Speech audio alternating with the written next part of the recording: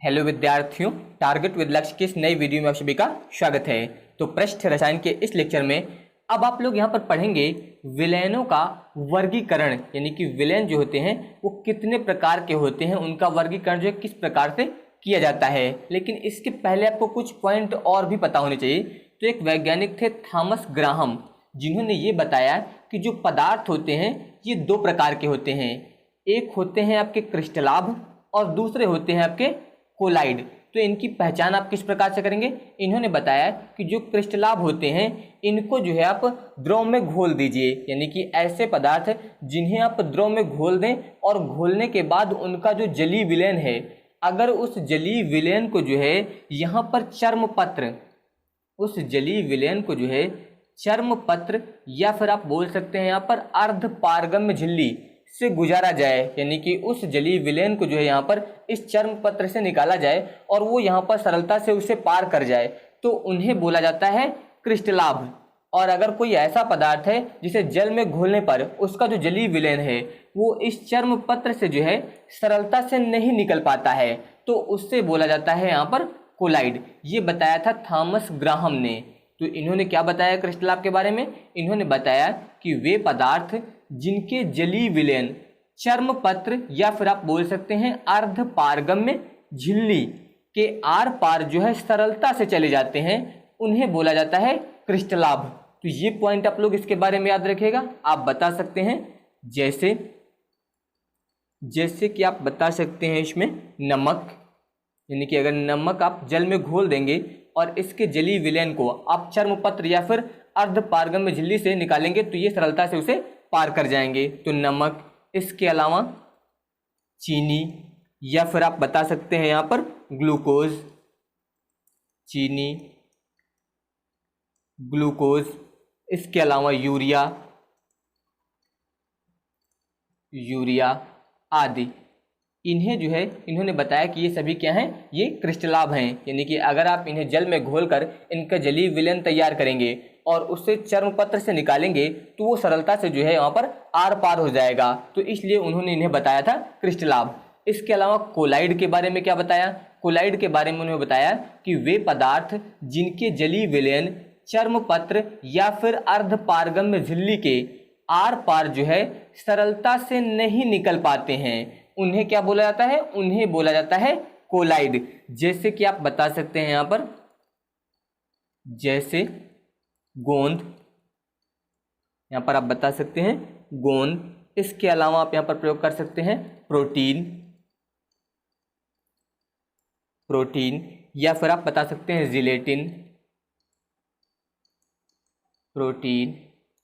Gelatin आदि।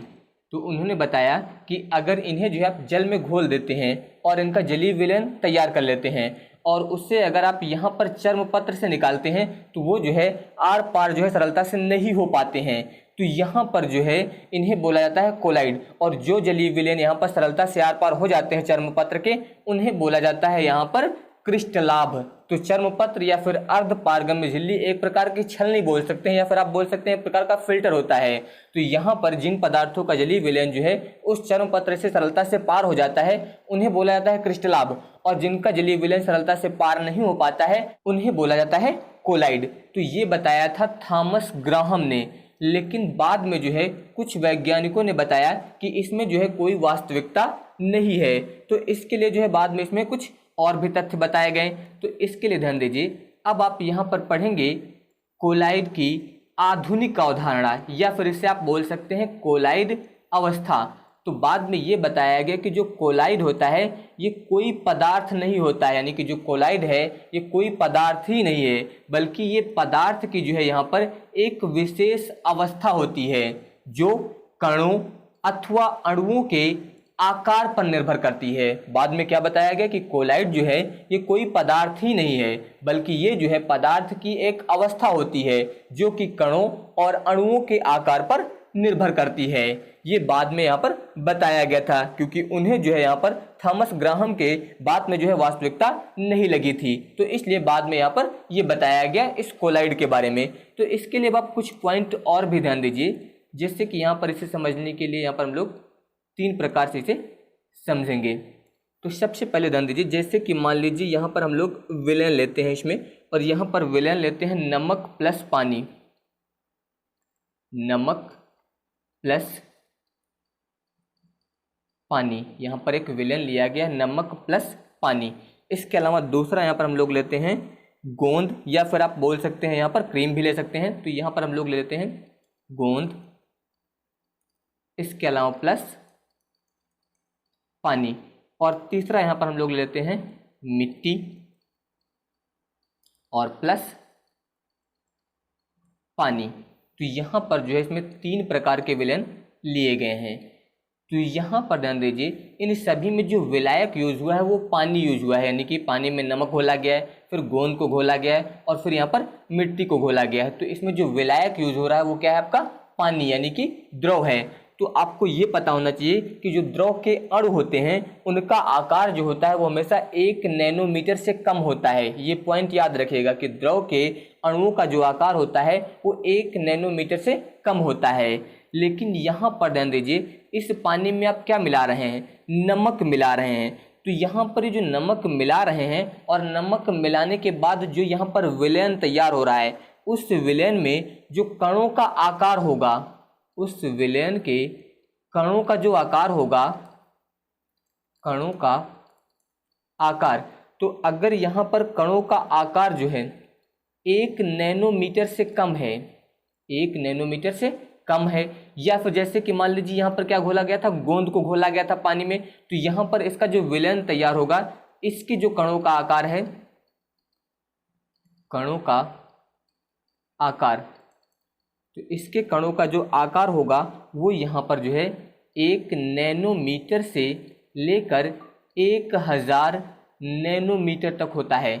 इसके अलावा यहाँ पर जो मिट्टी आप पानी में घोल रहे हैं, अगर इसके विलेन के कणों के आकार की बात करें तो कणों का आकार, तो इसके कणों का जो आकार होगा वो यहाँ पर 1000 नैनोमीटर से अधिक होगा।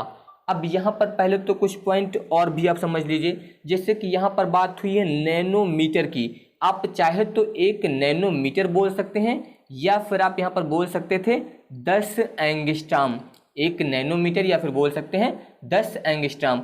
उसी प्रकार यहाँ पर आप क्या बता सकते हैं, इसे आप बता सकते हैं 10 एंगस्ट्रॉम से 100 एंगस्ट्रॉम, चाहे तो आप एंगस्ट्रॉम में बोल दीजिए या फिर आप इसे नैनोमीटर में बोल सकते हैं। उसी प्रकार से यहाँ पर आप 1000 नैनोमीटर या फिर बोल सकते हैं यहाँ पर 100 एंगस्ट्रॉम। तो यहाँ पर आप जो है नैनोमीटर या फिर एंगस्ट्रॉम में से दोनों में से किसी एक का यूज कर सकते हैं। तो सबसे पहला पॉइंट ध्यान दीजिए, यहाँ पर क्या बताया गया कि नमक और प्लस पानी को जब आपने मिलाया तो इसको मिलाने के बाद जो विलेन तैयार हुआ और उस विलेन के कणों का जो आकार है, अगर वो 1 नैनोमीटर से कम है, अगर वो 1 नैनोमीटर से कम है कणों का आकार, तो उससे बोला जाता है फिर वास्तविक विलेन। वो होता है आपका यहाँ पर वास्तविक विलेन। और इसके अलावा ध्यान दीजिए इधर, अगर आप मिट्टी को पानी में घोलते हैं और घोलने के बाद यहाँ पर जो विलेन है उसके कणों का जो आकार है वो यहाँ पर 1000 नैनोमीटर से अगर अधिक है, तो इससे बोला जाता है फिर निलंबन, इससे बोला जाता है निलंबन। और अगर जैसे कि यहाँ पर ध्यान दीजिए गोंद को किस में घोला गया, पानी में, तो यहाँ पर इसके जो कणों का आकार होगा वो कितना होगा, 1 नैनोमीटर से लेकर 1000 नैनोमीटर के बीच होगा। तो अगर इसके बीच है तो इससे बोला जाएगा फिर कोलाइड, इससे बोला जाएगा यहाँ पर कोलाइड, या फिर आप बोल सकते हैं कोलाइडी विलेन, इससे आप बोल सकते हैं यहाँ पर कोलाइडी विलेन। तो यहाँ पर आपको 3 प्रकार के विलेन बताए गए। पहला आपको बताया गया नमक प्लस पानी का विलेन, जिसमें कणों का आकार जो है 1 नैनोमीटर से छोटा है, तो इससे क्या बोला जाएगा, वास्तविक विलेन बोला जाएगा। दूसरा आपको यहाँ पर बताया गया गोंद प्लस पानी, यानी कि यहाँ पर जो कणों का आकार होगा वो 1 नैनोमीटर से 1000 नैनोमीटर के बीच होगा, तो इससे क्या बोला जाएगा, कोलाइडी विलेन। इसके अलावा तीसरा आपको यहाँ पर बताया गया है मिट्टी प्लस पानी, इसमें जो कणों का आकार होगा इसके विलेन का ये 1000 नैनोमीटर या फिर बोल सकते हैं 100 एंगस्ट्रॉम से अधिक है, तो इससे क्या बोला जाएगा, यहाँ पर निलंबन बोला जाएगा। तो इसका मतलब आप लोग याद रखिएगा कि जो कोलाइड होता है ये पदार्थ नहीं होता है, बल्कि ये एक पदार्थ की अवस्था होती है जो कि यहाँ पर कणों या फिर अणुओं के आकार पर निर्भर करती है। क्योंकि बताया गया यहाँ पर कि अगर कणों का आकार 1 नैनोमीटर से 1000 नैनोमीटर के बीच होगा तभी यहाँ पर जो विलयन होगा वो क्या होगा, आपका कोलाइडी विलयन होगा। या फिर बोल सकते हैं 10 एंगस्ट्रॉम से 100 एंगस्ट्रॉम के बीच होगा तो उससे क्या बोला जाएगा, उससे बोला जाएगा यहाँ पर कोलाइडी विलयन। तो ये पॉइंट याद रखिएगा। इसके अलावा जो यहाँ पर आपका वास्तविक विलयन होता है ये होता है आपका समांगी, ये होगा समांगी। इसके अलावा जो कोलाइडी विलयन होता है ये होता है विषमांगी। और यहाँ पर जो निलंबन है ये भी कैसा होगा, ये भी होगा विषमांगी। तो यहाँ पर जो वास्तविक विलयन है इसमें जो कणों का आकार होता है ये बहुत ही छोटा होता है। इसे आप जो है नग्न आंखों से देख नहीं सकते हैं, इसके लिए आपको सूक्ष्मदर्शी का यूज़ करना पड़ेगा। लेकिन यहाँ पर जो आपको कोलाइडी विलयन और जो निलंबन दिया गया है इसमें कणों के आकार को जो है आप यहाँ पर नग्न आंखों से देख सकते हैं। तो ये आप लोग यहाँ पर याद रखिएगा। तो वही ध्यान दीजिए, यहाँ पर बताया गया है वास्तविक विलयन के बारे में कि जब किसी पदार्थ को विलायक या फिर बोल सकते हैं द्रव में घोलने पर उसके कणों का आकार जो है वो 1 नैनोमीटर से कम होता है तो ऐसा जो विलयन होता है उससे क्या बोला जाता है, वास्तविक विलयन बोला जाता है। जैसे कि आप बताना चाहें तो आप बता सकते हैं इसमें, जैसे आप यहाँ पर प्रयोग करेंगे इसमें NaCl प्लस H2O यानी कि नमक प्लस जल का विलयन। इसके अलावा अगर आप बताना चाहें तो आप बता सकते हैं यहाँ पर C6H12, इसके अलावा O6 प्लस H2O यानी कि ग्लूकोज प्लस जल का विलयन। इसके अलावा बता सकते हैं यूरिया प्लस जल का विलयन। ये जो विलयन होते हैं ये होते हैं आपके वास्तविक विलयन। तो अब यहाँ पर ध्यान दीजिए आप, वास्तविक विलयन के गुण कौन कौन से होते हैं। सबसे पहले ये समांगी होते हैं, ये याद रखिएगा।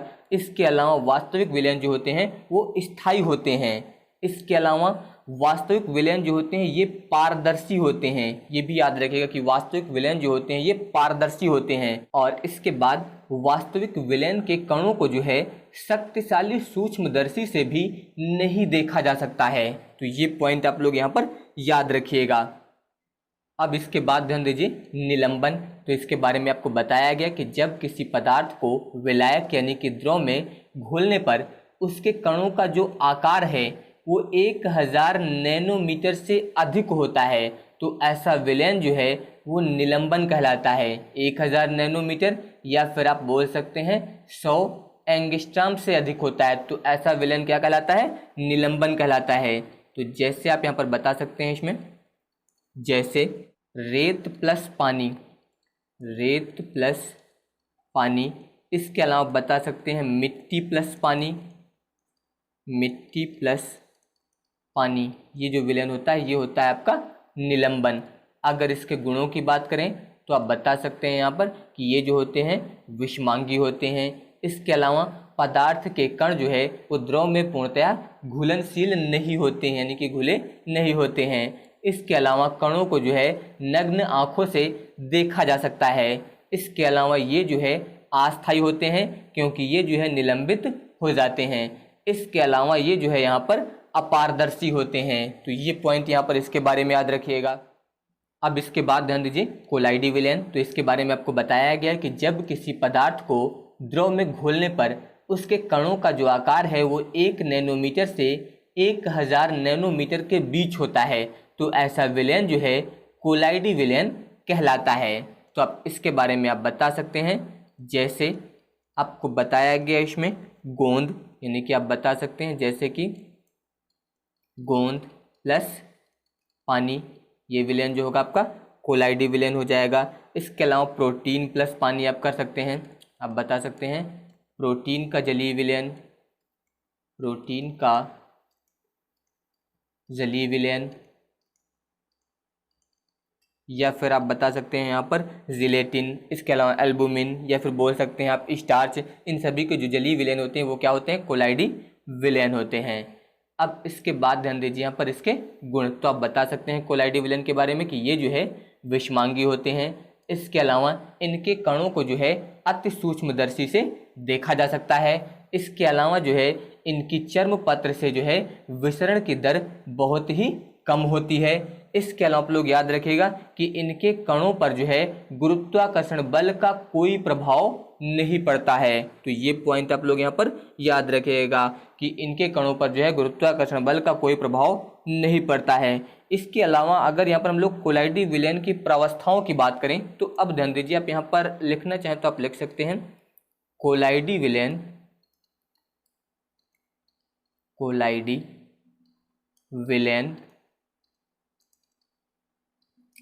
की प्रावस्थाएं,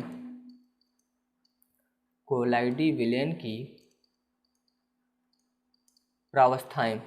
तो कोलाइडी विलयन की जो प्रावस्थाएं होती हैं ये दो प्रकार की होती हैं। कोलाइडी विलयन की प्रावस्थाएं जो है ये कितने प्रकार की होती हैं? ये दो प्रकार की होती हैं। तो पहला आप लोग याद रखिएगा, पहली प्रावस्था होती है परिक्षिप्त प्रावस्था, परिक्षिप्त प्रावस्था।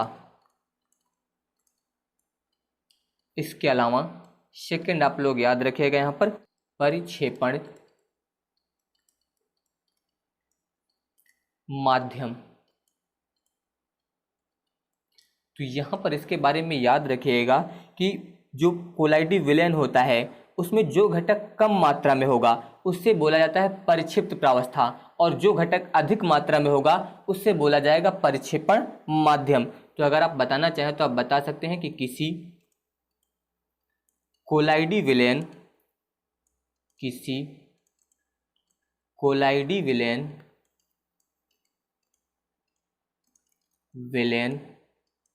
में जो घटक कम मात्रा में उपस्थित होता है, कम मात्रा में उपस्थित होता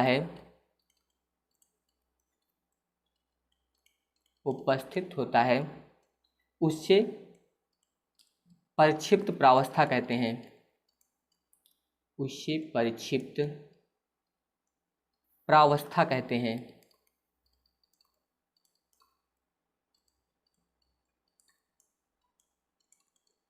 और इसके अलावा आप इसके बारे में बता सकते हैं कि किसी कोलाइडी विलयन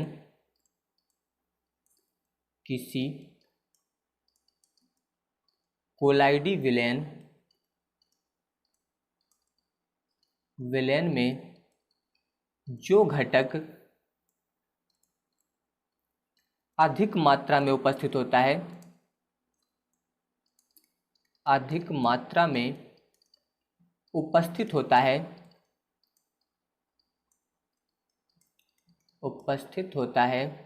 उसे परिक्षेपण माध्यम कहते हैं, उसे परिक्षेपण माध्यम कहते हैं। जैसे कि आप यहाँ पर बता सकते हैं गोंद प्लस आपको बताया गया जल का विलयन। तो गोंद प्लस जल का विलयन क्या होता है? कोलाइडी विलयन होता है। तो अगर यहाँ पर गोंद जो है ये मान लीजिए कम है और जो जल है ये यहाँ पर अधिक है,